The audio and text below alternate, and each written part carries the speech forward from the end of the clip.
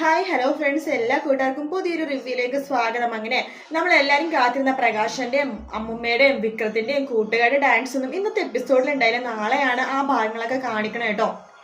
അങ്ങനെ നാളെ എല്ലാവരും കൂടെ അടിച്ചു പൊളിക്കാണ്.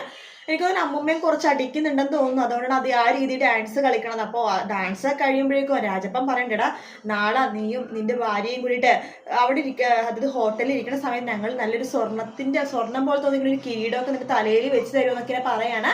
അതൊക്കെ സ്വപ്നം കണ്ടുകൊണ്ടിരിക്കുന്ന പ്രകാശൻ ലക്ഷ്മിനെ ഫോം വിളിക്കുന്നുണ്ട്. പ്രകാശേട്ടാ, ഇന്നത്തെ രാത്രി കഴിഞ്ഞ് ഞാൻ പ്രകാശേട്ടൻ്റെ ആവുകയാണ്, നാളെ സമയത്ത് നമ്മൾ ഒരുമിച്ചായിരിക്കും എന്നൊക്കെ പറഞ്ഞ് പ്രകാശന് കുറച്ചുകൂടി ഒന്ന് കൊതി കൂട്ടുവാട്ടോ ലക്ഷ്മി. അതിനുശേഷം രാവിലെയാണ് കഥകളൊക്കെ മാറി മറിയണത്.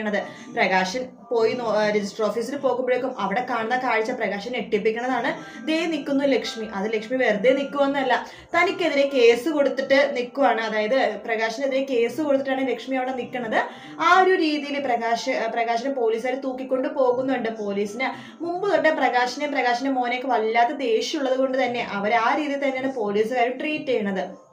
പോലീസ് സ്റ്റേഷനിൽ എത്തണമ്പോൾ പ്രകാശൻ പറയുന്നുണ്ട്, എൻ്റെ കല്യാണമാണ് സാർ, എനിക്ക് പോകണം, മുഹൂർത്ത സമയത്തെ മുമ്പെങ്കിലും എനിക്ക് എത്തണമെന്നൊക്കെ പറയുമ്പോൾ പോലീസുകാർ പറഞ്ഞത്, നിന്റെ കല്യാണോ, ഈ പ്രായത്തിൽ നിനക്ക് വിവാഹോ, ആ പെണ്ണിന്റെ ജീവിതം കൂടി തുറക്കാൻ ആരുടെ നീ കല്യാണം കഴിക്കാൻ പോണത്, അതൊക്കെ എന്തിനാ സാർ അറിയണത്, പറയണമെന്ന് പറയുമ്പോൾ അത് എൻ്റെ കാർത്തിക മോളുടെ അമ്മേനെയാണ്. കാർത്തിക മോളോ, നിനക്ക് അത് 2 പെൺമക്കളല്ലേ ഉണ്ടായുള്ളൂ സാർ, എൻ്റെ മോളല്ല എന്ന് പറയണ. എന്തെങ്കിലും ആവട്ടെ, എന്തായാലും നിന്നെ ഇന്ന് വിടാൻ തോന്നുന്നില്ല, ഇന്ന് നിന്റെ കല്യാണം നടക്കില്ലടാ എന്നൊക്കെ പറയുമ്പോൾ പ്രകാശിന്റെ മുഖമൊക്കെ ആകെ മാറുവാട്ടോ. അങ്ങനെ പ്രകാശിനെ ഞെട്ടിച്ചുകൊണ്ടിട്ടാണ് പോലീസ് സ്റ്റേഷനിൽ എത്തുമ്പോൾ പോലീസുകാരുടെ അടുത്ത് ഇരിക്കുവാണ് നമ്മുടെ ലക്ഷ്മി. പോലീസിന്റെ അടുത്തേക്ക് ലക്ഷ്മിയും പ്രകാശിനും പരസ്പരം തമ്മിൽ നേരിട്ട് കാണുകയും പ്രകാശിന്റെ അടുത്ത് ലക്ഷ്മി സംസാരിക്കാൻ പോകുന്നതായിട്ടുള്ള ഭാഗങ്ങളൊക്കെ തന്നെയായിട്ട് നമ്മൾ നാളെയും മറ്റന്നാളൊക്കെ ആയിട്ട് കാണുന്നത്. എന്തായാലും പ്രകാശിനെ കളിയാക്കിക്കൊണ്ടിട്ടാണ് ലക്ഷ്മി അങ്ങോട്ടേക്ക് എത്തുന്നത്.